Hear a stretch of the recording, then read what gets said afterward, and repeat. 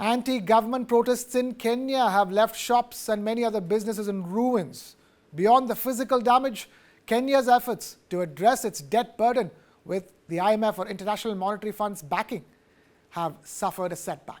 The proposed finance bill, which aimed to generate $2.7 billion through taxes on essentials like bread, cooking oil and diapers, has sparked huge public discontent.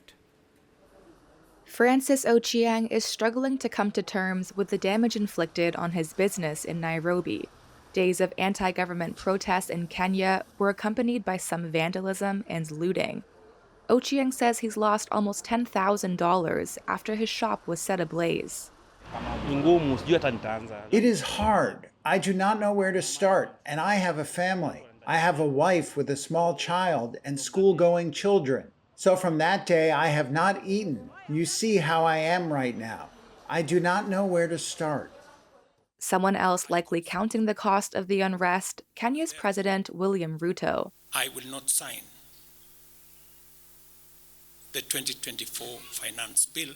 His withdrawal of support for a finance bill has complicated efforts to tackle Kenya's heavy debt burden. Public borrowing is 68% of GDP, higher than the 55% recommended by the World Bank and the IMF. The IMF has urged Kenya to meet revenue targets to access more funding. The unpopular finance bill would have aimed to raise $2.7 billion through taxes on items including bread, cooking oil, and diapers. But now, Kenya is shifting from raising revenues to cutting spending. Ruto has said he will work on austerity measures, starting with cuts to the budget of the presidency. But political analyst James Shikwati said the protests have exposed deeper issues in Kenya. So there's a finance bill, but there's also how the government is enacting its measures to widen the tax base. And those measures are actually stifling or killing enterprises. And it's enterprises that employ young people.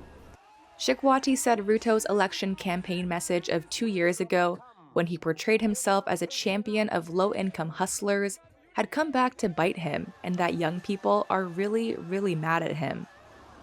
Some activists say they don't trust the government won't still try to implement tax rises, and many have vowed to keep calling for Ruto to step down.